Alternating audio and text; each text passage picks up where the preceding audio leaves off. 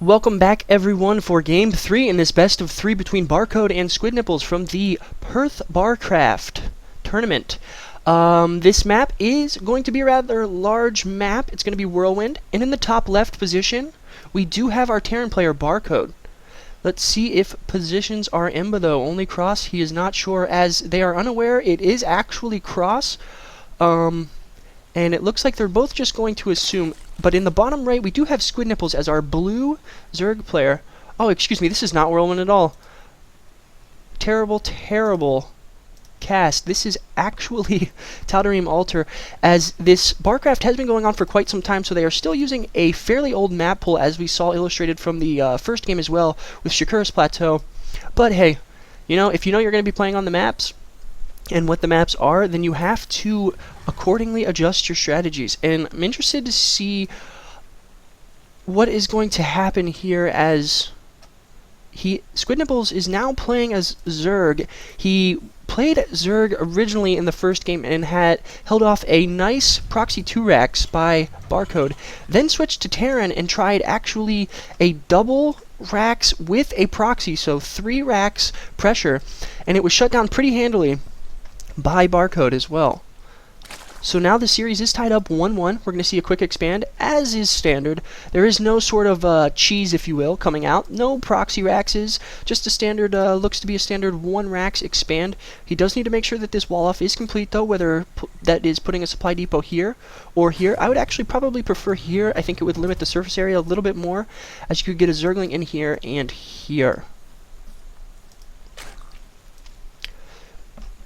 Be interesting to see. He does look like he's going for a 16 pool. No, he is not. And this is the old version of Tal'Darim. We still have the rocks. He is going to send out a scouting drone, and it does look like that was actually a 17 pool. Very, very greedy, but this is a fairly large map. And with all 4 positions possibly being open, as these players were unsure, you can't really effectively proxy. Does look like he realized that he did remember this is actually cross positions, and I'm interested to see what these 2 SCVs are up to. Looks like some mischief. There might be double proxy again, as he's faking this kind of expand play, or he might have pulled these SCVs just in case he got in here and could count the workers and see, you know, oh, maybe with the lack of workers there is actually a proxy rack somewhere around. Little scouting SCV will be taken out. Oh no, and he dies a terrible death right behind this little tree. Pretty standard stuff coming out. 2 queens in production, as we do have another, 3 racks. And it does look like he let the drone in to kind of scout around, and now he's going to be kind of wondering, where are all your minerals going? Are you banking for some sort of heavy gas play, as there is no gas being taken? But he did not get a chance to come back and see the natural, so he might have assumed that with those SCVs missing, maybe there is a double gas going down at the natural. Looking to see a bunker for a partial wall off, at least, from the Terran player. We do see some Zerglings just taking control of the Xel'Naga watchtowers, getting up a healthy drone count. We do see double gas. This is quite early comparatively. Typically, as a Zerg player, you're going to want to take your double gas around 36. That way you can get up a really healthy drone count. But it does look like he's going to attempt to put on some early speedling pressure, and he still has not got metabolic boost. Oh, and there it goes. Just a little bit late. Not too big of a problem, but in a very, very high-level game, those seconds do add up. If we take a look at the unit counting station, the Zerg player has pulled quite far ahead. He's still up 4 workers, but with these 2 mules, we actually see that the Terran player is quite ahead in income, at least mineral-based wise. He has not even thrown down a gas yet, and he might just go for some sort of crazy heavy barracks play, as we do see 5 barracks, and this could be an extremely early timing push. The Zerg player is going to definitely need to get down some spine crawlers for some sort of defense. His metabolic boost will be finished out in time, and it does look like he realizes something might be up. He's making quite a few Zerglings, 14 in total at one point, along with a Baneling nest.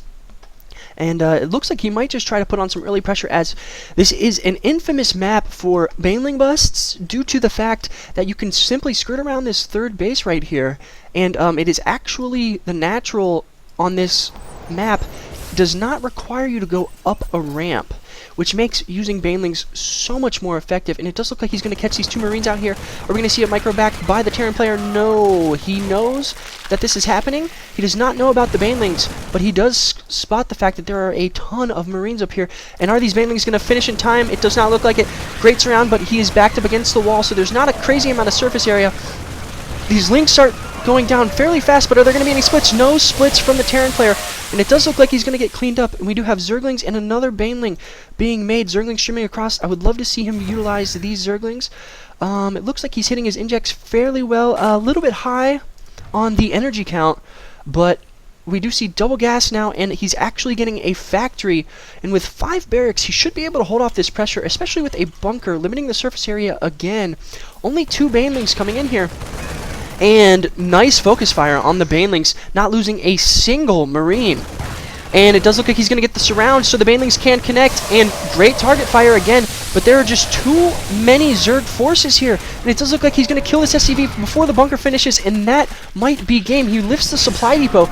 He is not aware of these 2 racks coming out, but there are so many Zerglings now in his base, and oh no, he got in while the supply depot was down. And we do see more Zerglings streaming in, and this could just be a early 2-1 victory by Squidnipples over our Barcode Terran player. He is now doing a ton of economic damage, as we can see 13 workers killed so far.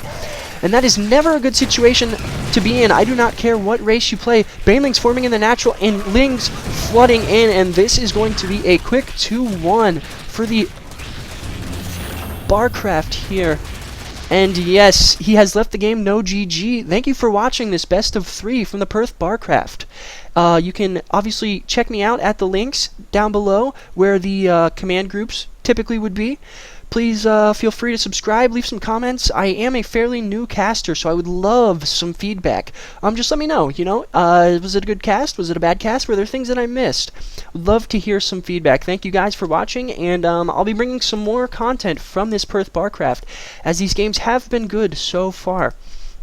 We will see you soon.